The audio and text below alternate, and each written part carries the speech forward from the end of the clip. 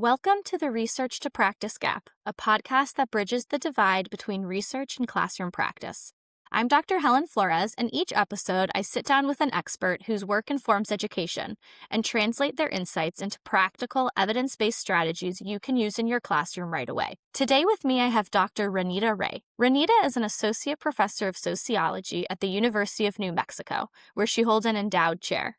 For 15 years, her research program has centered on education and gender and racial injustice. Ranita is a 2019 National Academy of Education Spencer Fellow, as well as a 2018 Racial Democracy and Criminal Justice Network Fellow. Slate, Red Pepper, The Grade, The Atlantic, The New York Times, The Las Vegas Review-Journal, Las Vegas Sun, and The Las Vegas Weekly have featured Ray's research and original writing. She is an author of The Making of a Teenage Service Class, which won 4 prizes and is widely adopted for classroom use. Her latest book, Slow Violence, was shortlisted for the 2024 Lucas Work in Progress Prize and won one of the 2026 Society of Professors of Education Outstanding Book Award. Welcome, Ranita. Thank you so much for having me, Dr. Flores. It is such an honor to come here and be in conversation with you. Absolutely. So to kick us off, in 1 or 2 sentences, what problem in education does your research aim to address? I didn't go into this research planning to address this, so it sort of came as a surprise to me as well. But the primary thing that my book ended up focusing on, the problem that I want to bring into the education conversation, is the harassment that teachers often unleash in the classroom on students, sometimes our most vulnerable students that they're charged to care for. So it is sort of a heart-wrenching, often hard to confront problem because it focuses on the individual, and we're so used to thinking about institutions. Institutions are made up of individuals, and sometimes we need to think about individual agency and what is within our power to change. Your background is in sociology, right? Not education. So then I'd love to hear what first drew you to this line of research. How did you get here? That's such a great question. I was always obsessed with schools.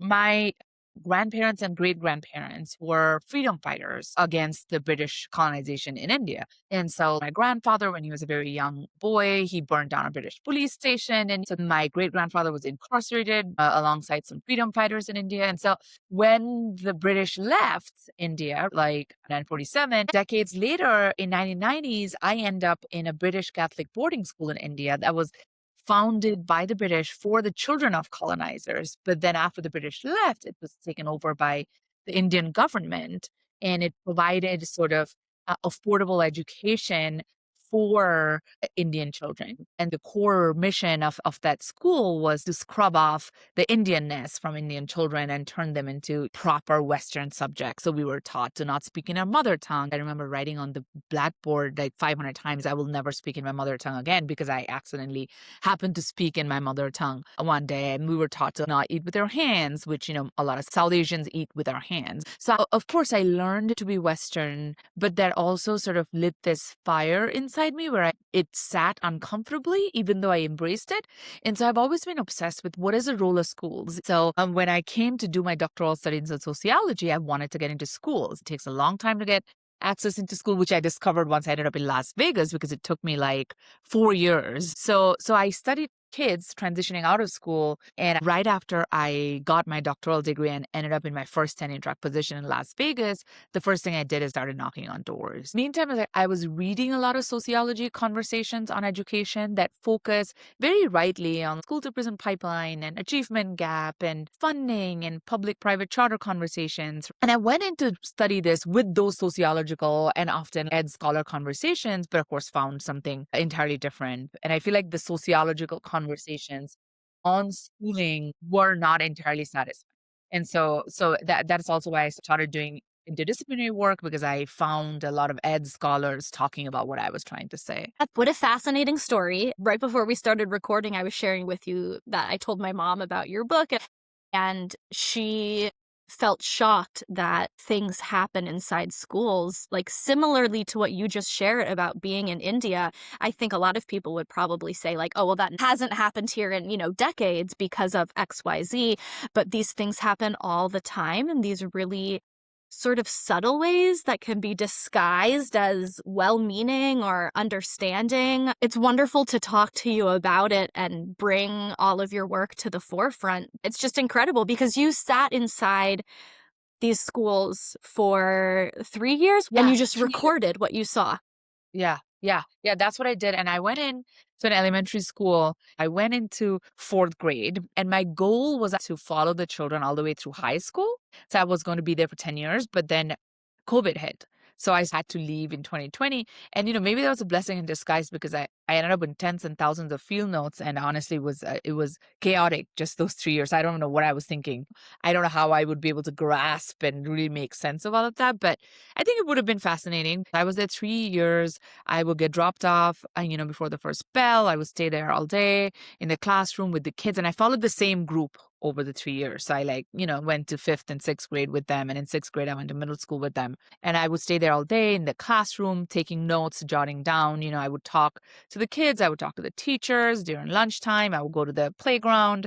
Sometimes I went to after school curricular and things like that. So I was, it was kind of like going back to school again. And, That's awesome. And who should care most about this research? Teachers, administrators, teacher educators, policymakers, and why? the uncomfortable thing about this book is that it can seem critical of teachers, but I have tremendous love for teachers. I am one at the university level, and many of the people I love are teachers, and I have had teachers who have had tremendous influence on me. So I think we criticize the people we love the most, or, engage the people we love the most. And so this is sort of a love letter to not only the children, but the teachers who teach them, because I believe in us and I believe that we can confront things that we may do in our day-to-day lives, remain vigilant in our pedagogy. So this research is for teachers as much as it is for the children. And I think it is also for admins, and it is for policymakers, and it is for parents. But primarily it is a love letter for teachers. I love that.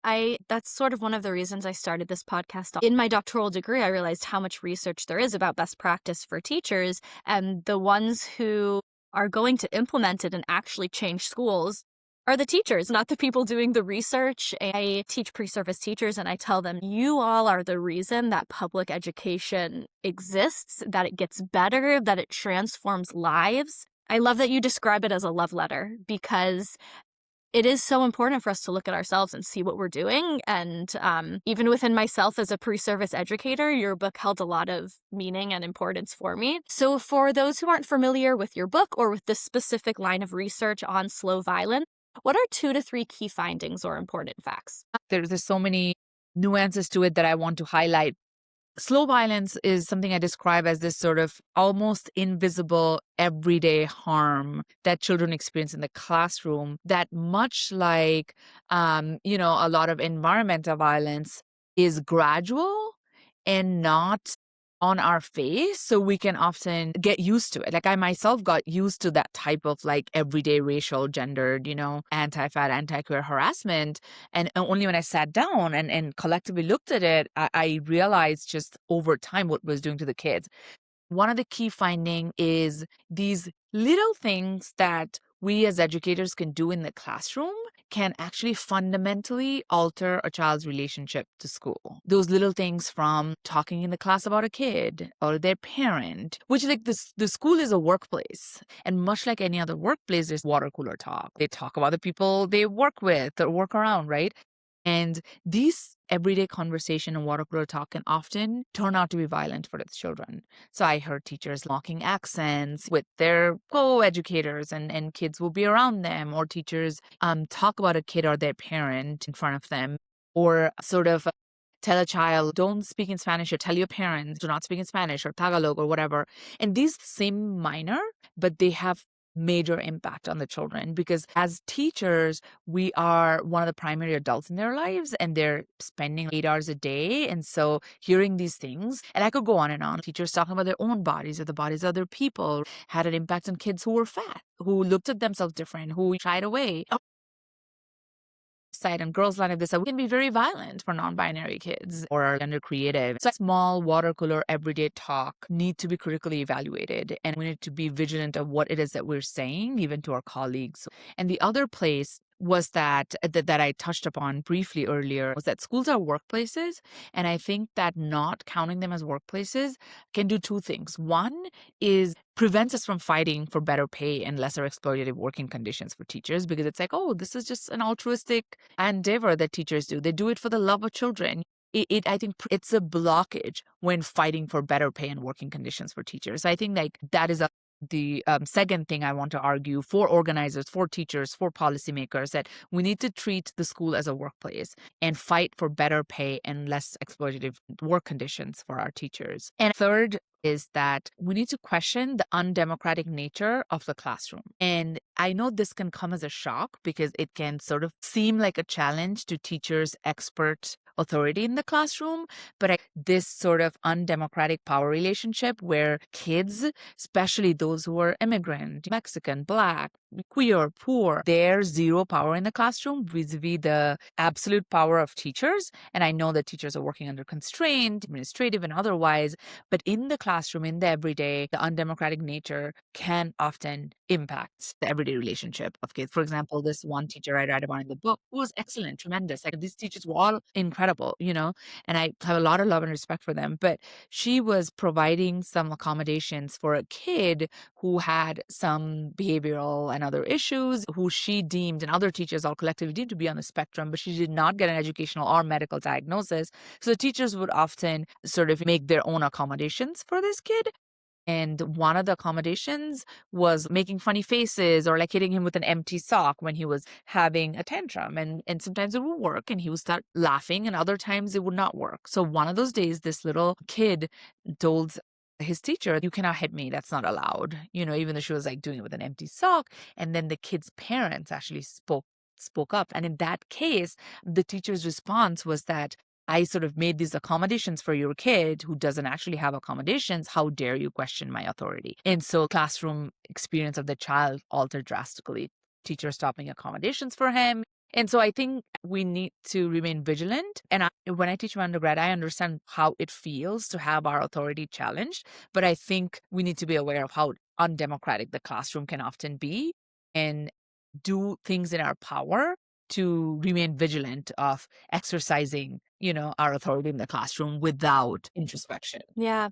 A few things stuck out to me. I remember I learned the term hidden curriculum, and that was all of this information we give that we don't directly teach. Like you're saying, the boys line up here, girls line up here, and how often that happens. And so it's really interesting because we do that constantly all day long. And then the undemocratic power relationship, that's so interesting because I think as a teacher, I remember being in the position where I taught students with emotional and behavioral disabilities, and I had this young girl who had a lot of different things going on, not all diagnosed yet because she was 7 years old, but autism was one of her diagnoses. And I had a really, really hard time with her. And I remember part of it was I was trying to like assert my authority over her. And her stepmom came in and told me, "I need you to form a relationship with her because I know she's a very difficult child." And the way that I was able to connect with her was by forming that relationship first. And I remember my first response was like my defenses went up. And I was like, I'm the one with the master's degree. I have my specialization in autism. I know how to do this. But then later reflecting, being like, no, but she's right. I'm not an expert on her child just because I am an expert in autism. But I think so often our autonomy and knowledge and expertise as teachers gets attacked by lose sight of that. I could not agree. I was like, if for listeners, I was nodding my head vigorously. No, absolutely. Because in the same school, teachers would often feel attacked by admins who were interfering with whatever mechanisms they were implementing in the classroom. So that's why the impulse is so understandable, the impulse to protect one's positions. And even like, if I'm being real, kids can be annoying. I have a soon to be 6 at 4, and they're so annoying. And our soon to be 6-year-old is challenging my authority and saying, no, I know this. My teacher said this, or so-and-so said this, or no, I'm not going to do this. It's this sort of instinct as adults also to always ensure children know their place. I was on this panel, we were having this conversation about how we think of children and childhood. And I think that we need to think seriously about children's autonomy, like you were saying, and children's individuality. even when it seems like we know better. And it's hard, as I'm saying, from personal experience with my child and make that 30 children. I understand how hard it can be. And I think we're also so preoccupied as teachers and educators in the classroom with order and discipline and authority that it can feel chaotic. We are forced to consider academic achievements. How do we get this done? How do we get better scores? Which is why I think part of the book is also meant to empower teachers, because by confronting what it is that we're doing in the classroom and how deep of an impact it can have on kids, hopefully we can see the other side is that in fact we are inside the classroom and we do have the power to do things differently. And to sort of look at ourselves and say, okay, where can I exercise that autonomy? Like I had this one kid, whose father was deported while I was there. Of course, understandably and justifiably, she cried for the next, you know, what felt like weeks, right? And she could not stop crying. And she would tell her teachers and tell me, like, I think I might never see him again because, that's it. And as a 10-year-old girl, I mean, getting goosebumps just like thinking about it. These few days, the teachers embraced her and hugged her and told her, he'll always love you and remember you, and all her friends did. But then a few days in, things started getting different. It was like, oh, Mariana, stop crying, go to PE and burn off that energy. And then teachers would tell me, we have a lot of kids with a lot of different trauma. I don't have time for this. Oh, Mariana, you want to go to the principal's office? You better stop crying. And I think that maybe it's within our power, if not anything else, to show some grace, even if that grace takes months and takes away from our desire to have control in the classroom. Yeah, absolutely. I think also as adults, if I had a friend that went through something terrible, a few days later, I wouldn't be like, get over it, move on, you know? Yeah, and that happened at school. If you remember the October 1st devastating shooting in Las Vegas, one of the teachers who I was spending time with, their very good friend passed away during the shooting, was shot. And of course, it was a tremendous trauma, and we talked about it at school for days. Like the other teachers told me to go to their classroom more and sit in there, in her classroom and sit with her. And the kids were tasked with understanding, and they did. And so that's why it was kind of shocking to me how Mariana, another kid in the book who lost her prematurely born sibling and was devastated by this loss. And I feel like oftentimes the kids were treated as interchangeable, like you were saying, like as a group. And I understand the like pressure from upward to treat them as a group and to move them forward and to sort of like, reach these benchmarks and reading levels. But it was telling to me when adults received much more grace for traumatic experiences. And so, I write about that, juxtaposing how, Miss Mac was treated so differently than the kids. Yeah, and if a traumatic event happened in my family, my own children, I would not hurry up that grieving process because I Right. know intellectually what I need to do to get my children to process grief.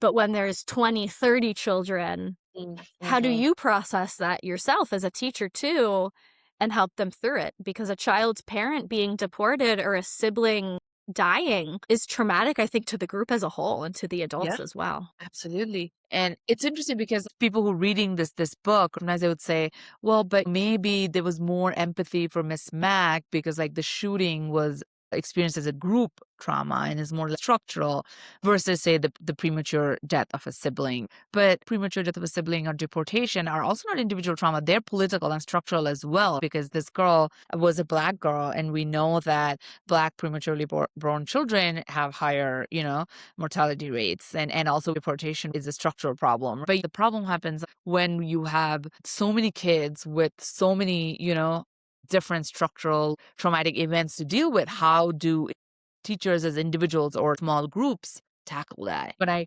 started this, my hope for larger national politics was different than what it is today. I feel like the conversation has had to be turned around very drastically. But I'm hoping that in this maybe is the more fertile context to talk about this, because we can see even in the face of national politics what it is that we can do in the safe space of the classroom for our children. Yeah. Well, perfect segue.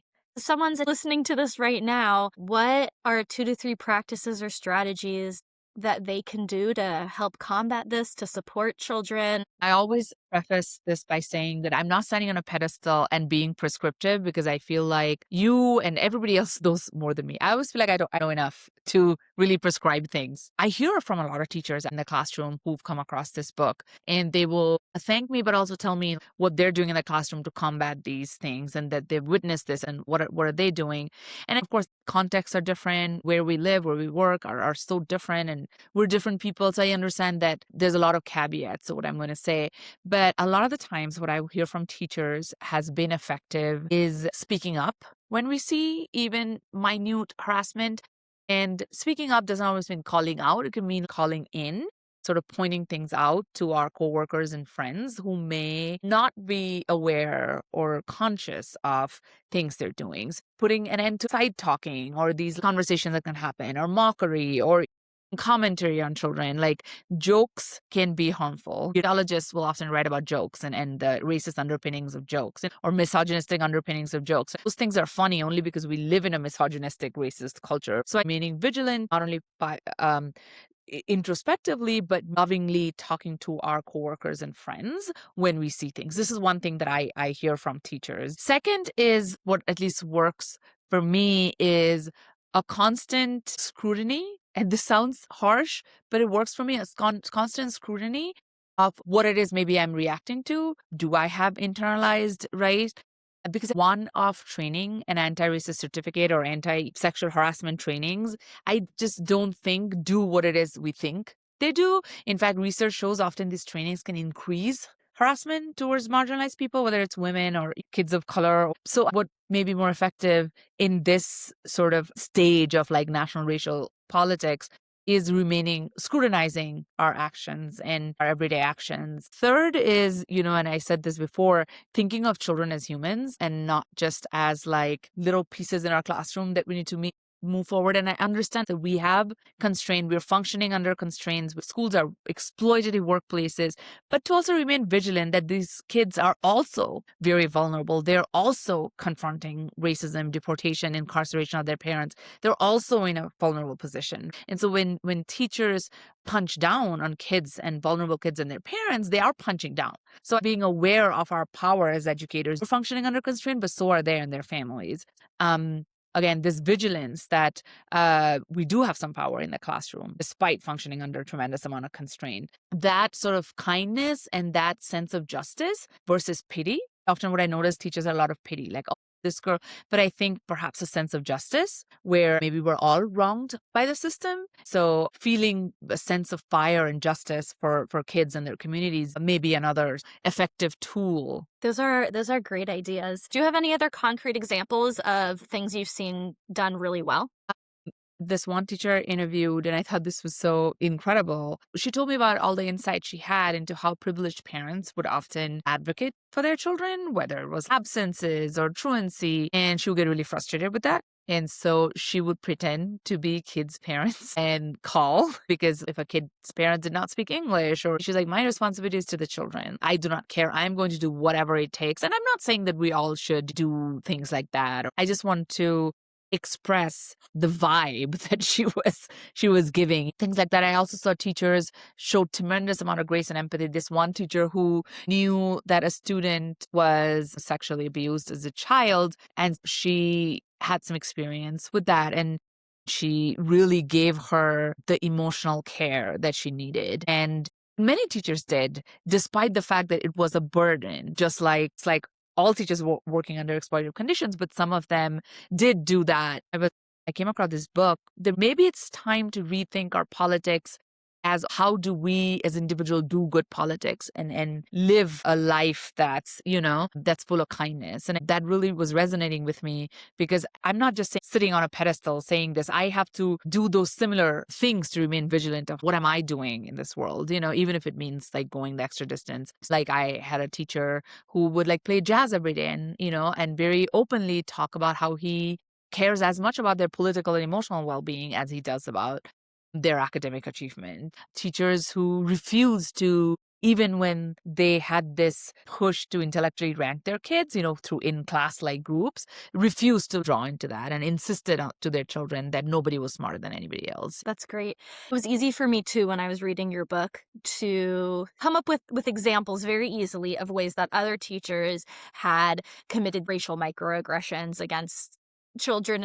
Sort of I can, be like, oh, I didn't do anything that bad at least, right? But I am nowhere near perfect and still learning constantly about everything. And it really made me take a step back and think about how I do view, now that I'm out of the classroom, how I'm viewing education, what sort of information I'm giving my pre-service teachers, and how I'm presenting it. Am I presenting it as this cautionary tale of, I've seen this happen and don't be like that, or highlighting the strengths? Maybe doing both at the same time, but making sure to highlight the strengths and the beauty and that we are all works in progress. We don't all know anything. We're all going to make mistakes and say something that's going to keep us up at 3 a.m. that we never should have said, and how we can apologize from that and acknowledge that and move on from that. And 100%. And the one thing that I try to do with my children, no, I don't always do, as you said, is apologize, be like, I was in the wrong. You maybe just be 5, I may be much older, but I was in the wrong. Maybe a more effective way of being in the world than sort of like sticking to our guns and being like, yes, I know better, to be vigilant and cautious. And I have seen that too. All of us do that. And yes, I've noticed this, but like not me. And I think that I may be doing a disservice, and then we can wash our hands off and be like, oh, not me. This is not me. But we're all capable of engaging this harassment. Are there grade levels, content areas, or student populations where this research is especially impactful? Or places even that it's maybe especially detrimental when we don't address it? Yeah, I was in elementary school. Primarily, I do think that we need to understand more this transition from elementary middle school, this really crucial age. This age between 10 and 12 and 13 is a key area to understand how students think of that, because these were kids who were forming ideas about who they are, what the world is, how they must be in this world. And I saw kids with my own eyes become alienated from school. Bright kids, even the kids with highest academic achievement, face racial gendered harassment. And that's not to say that if you don't achieve, you should face harassment. No, I'm trying to say often it is used as a tool to say, oh, I'm just supporting academic achievement. That's why I say this case that even kids who are doing well were facing this harassment. So it is not a question of like, oh, I'm disciplining because I want the kids to get somewhere academically.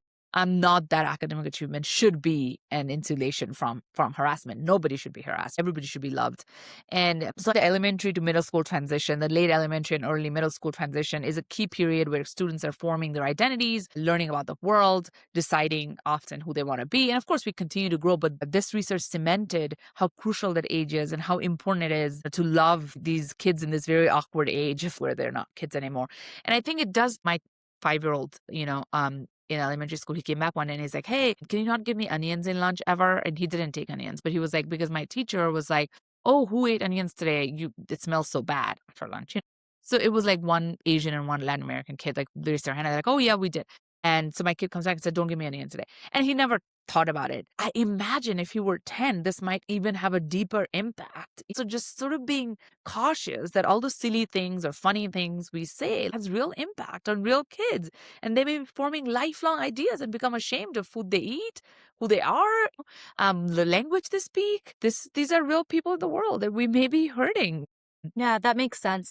I did my dissertation on perspectives of students with emotional and behavioral disabilities on their inclusive classrooms. So I had a lot of interviews, and I had one student was going through figuring out what gender they identified as and had changed their name, but not legally, but had asked their teachers to call them by a new name. And their teacher, who I interacted directly with, who was the special educator, refused to call them by the name that they chose, and even told me in front of the class, oh, you mean this person instead. And a student told me, I know my teacher's just doesn't accept it, and so I just ignore her. And I remember sharing that with my friend, and this was a senior in high school, like an 18-year-old, and she told me, yeah, but that student shouldn't have to learn to ignore the adults that are taking care of them. And that really stuck with me because I think that's just what happens to these students that experience these microaggressions and slow violence every day is they learn how to ignore the adults who are supposed to be caring and loving for them. And I don't know, that's Yeah. Yeah. difficult. Yeah. No, 100%. That breaks my heart. But yeah, I'm glad the student learned to ignore, but also, like you said, no, they shouldn't have to. How has your own thinking as a researcher changed because of this work? I think I am way more vigilant on how to take children's voices seriously. And I'm constantly considering, like, how do you do that? Even in my research, I wasn't allowed to ask direct question to the children because asking about racism, sexism, anti-fatness, anti-immigrant mentality can cause more emotional harm. So like I never actually asked, like, so what do you think of this teacher who reprimanded you for speaking Spanish, because that might cause like more harm. But I was allowed to engage in any conversations that they would. So kids talk a lot, right? The kids talk a lot and they would ask me a lot and I shared a lot about my life, like they would make comment like, oh, you're dressed nice today. Most days you don't look very nice. So like we would have all these like heart to conversations. They'd ask me personal questions and I would always answer, and I never asked any direct questions, just whatever they shared. This research has really taught me to meditate on how to take children's voices seriously. What do children mean in the world? How do we take seriously their desires and their political goals?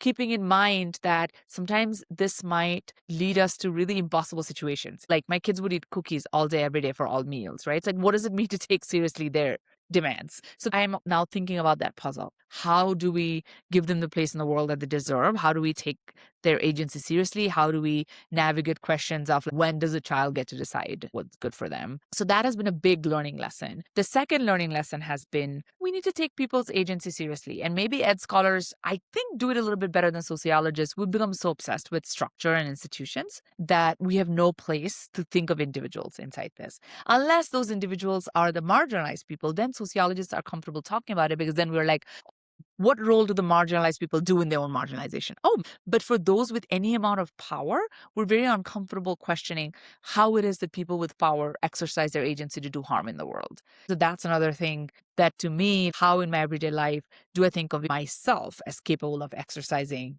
agency in harmful ways? Yeah, that's very interesting.